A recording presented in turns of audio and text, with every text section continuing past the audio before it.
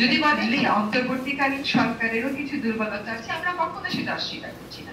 আমরা দায়িত্ব নেওয়ার পরে আমরা বলছি না আমরা ক্ষমতা নিয়েছি, আমরা দায়িত্ব নেওয়ার পরে আমি জানি না যে আসলে আমরা কতজন সত্যিকার অর্থে বসে শান্তিভাবে একটা নিঃশ্বাস নিতে পেরেছি। সমানে আমাদেরকে বিভিন্ন কাজের মধ্যে থাকতে হয়েছে। যখন আমরা একটা ফ্যাসিস্ট রিজিমে থাকি, একটা রাজতন্ত্রে থাকি, উপর দিক থেকে সবকিছু সুশৃঙ্খল এবং গোছানো মনে হয়।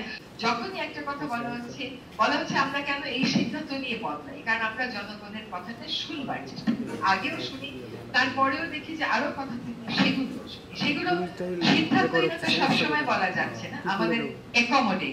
এবার যে কথাটা আমি বলার চেষ্টা করছি, যখন একটা ফ্যাসিস্ট রিজিম চলে যায় এবং আমাদেরকে বিপুল পরিমাণ আকাঙ্ক্ষার বিপরীতে দাঁড়িয়ে সার্ভিস দিতে হয়, তখন অনেকগুলো চ্যালেঞ্জ। একটা হচ্ছে আমরা কারা।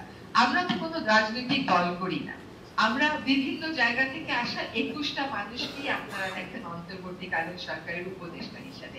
আমাদের নিজেদের মধ্যে জেলি, নিজেদের মধ্যে বন্ড ঠিক হওয়া, সেটারও একটা সময়ের ব্যাপার আছে।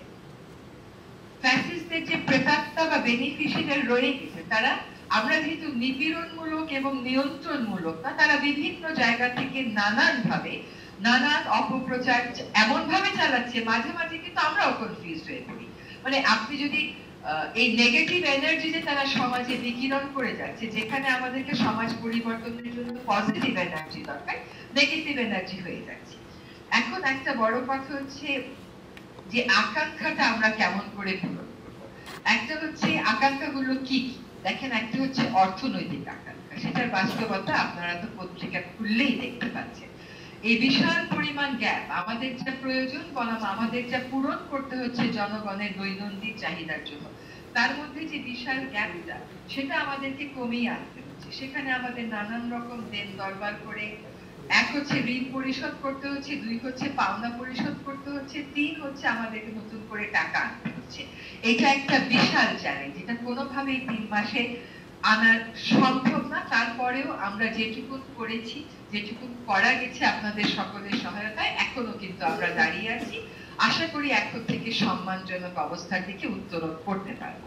নির্বাচনী সব কথা না, নির্বাচনী গণতন্ত্র না, কিন্তু যদি প্রকৃত নির্বাচন হয়, আমাদের নির্বাচিত প্রতিনিধিরা ক্ষমতায় আসে, তখন আস্তে আস্তে প্রসেসটা চেঞ্জ হয়। কিন্তু যখন আমাদের আর নিজস্ব প্রতিনিধি নির্বাচনেরই কোনো অধিকার ছিল না, কার্যত সেটাকেই মেরে দেওয়া হয়েছিল, কূটকৌশলে সেটাকেই মেরে দেওয়া হয়েছিল, তখন গণতন্ত্র যে একটা প্রগ্রেসিভ ভাবে আগাবে তার কিন্তু আর কোনো সুযোগ ছিল না, এবং সেখান থেকেই জন্ম ফ্যাসিবাদের। এখন যদি আমি আমাদের কথা বলি, এহসানের বইয়ের এখনকার প্রাসঙ্গিকতার কথা বলি, দেখেন আকাঙ্ক্ষার পূরণ করব, এটাই হচ্ছে আমাদের অঙ্গীকার।